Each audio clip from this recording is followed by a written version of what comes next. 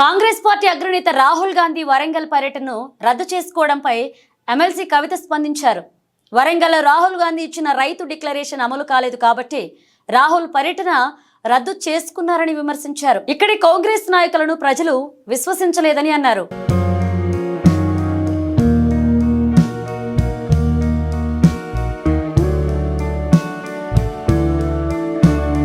ఇచ్చిన హామీలపై ప్రజలు నిలదీస్తారనే భయంతోనే రాహుల్ గాంధీ తన వరంగల్ పర్యటన రద్దు చేసుకున్నారని బీఆర్ఎస్ ఎమ్మెల్సీ కల్వకుంట్ల కవిత విమర్శించారు.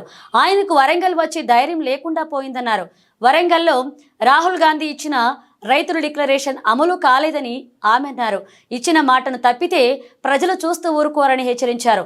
మహిళలకు ఇచ్చిన హామీలను అమలు చేయకపోతే రాష్ట్రంలో కాంగ్రెస్ నాయకులు ఎక్కడా తిరగలేరు అని పరిస్థితి ఏర్పడుతుందన్నారు. రాహుల్ గాంధీ వరంగల్ వద్దాం అనుకున్నారు, కానీ అదే వరంగల్ వీళ్ళు రైతులకు మాట ఇచ్చారు.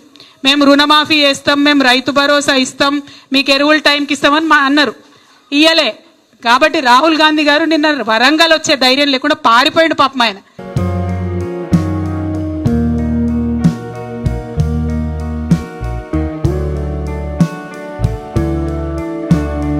ఇక్కడ కాంగ్రెస్ నాయకులను ప్రజలు విశ్వసించడం లేదని, అందుకే ఢిల్లీ నుండి నాయకులను తీసుకువచ్చి ప్రచారం చేయించారని ఎద్దేవా చేశారు. సోనియా గాంధీ, రాహుల్ గాంధీ, ప్రియాంక గాంధీ వచ్చి చిలక పలుకులు పలికారన్నారు. తెలంగాణ ప్రజలు రేవంత్ రెడ్డి ముఖం చూసి ఓట్లు వేయలేదని, ఢిల్లీ నేతల ముఖం చూసి ఓట్లు వేశారన్నారు. ఇవాళ ఇక్కడ ఇంకో మాట మనం ఆలోచన చేయాలి. ఇక్కడ ఉన్న కాంగ్రెస్ నాయకులను ఎవరు ప్రజలు నమ్మరే. తెలంగాణ ప్రజలు ఏం చేసిరు? కాంగ్రెస్ నాయకులు ఢిల్లీ నుంచి సోనియా గాంధీని తీసుకొచ్చిరు, ప్రియాంక గాంధీని తీసుకొచ్చిరు, రాహుల్ గాంధీని తీసుకొచ్చిరు. వాళ్ళకు వచ్చిరా అని తెలుగులో 2-3 చిలక పలకలు పలికిరు. ఏమన్నారు? మీకు ప్రతి మహిళకు 2500 రూపాయలు ఇస్తాం, ఖచ్చితంగా ఇస్తాం సోనియమ్మ, ఇగో ఇది నా గ్యారంటీ అని 6 గ్యారంటీలు సోనియమ్మ గారు ఇచ్చిరు.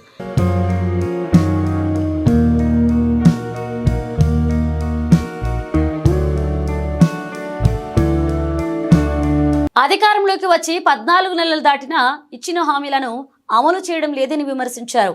రాష్ట్రంలో మహిళలకు భద్రత లేకుండా పోయిందని ఆమె ఆందోళన వ్యక్తం చేశారు. రేవంత్ రెడ్డి పాలనలో నేరాలు 20% పెరిగాయని ఆమె అన్నారు. రేవంత్ రెడ్డి ప్రభుత్వం వచ్చాక ఎక్కడో ఒక చోట మత కల్లాలు చోటు చేసుకుంటున్నాయని ఆగ్రహాన్ని వ్యక్తం చేశారు. మహిళల భద్రత కోసం కూడా పోరాటం చేయాల్సి రావడం బాధాకరమన్నారు.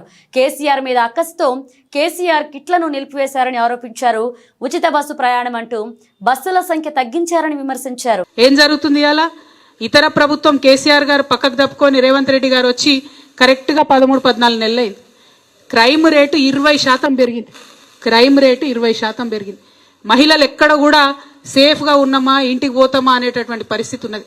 కాలేజ్కి ఆడపిల్ల పోయిందంటే ఇంటికి వచ్చే వరకు రందేటటువంటి పరిస్థితి ఉన్నది.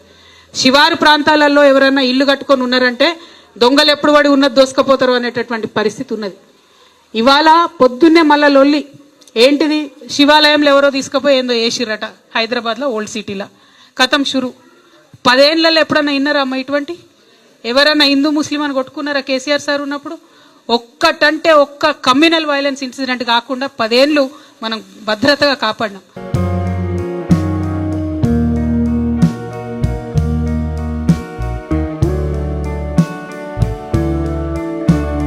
మా ఆడబిడ్డలకు ఇచ్చినటువంటి మాటలు కనుక మీరు పూర్తి అయిపోతే రేపు తెలంగాణలో ఎక్కడికి కూడా రాలేని పరిస్థితి వస్తుంది ఈ గవర్నమెంట్కు.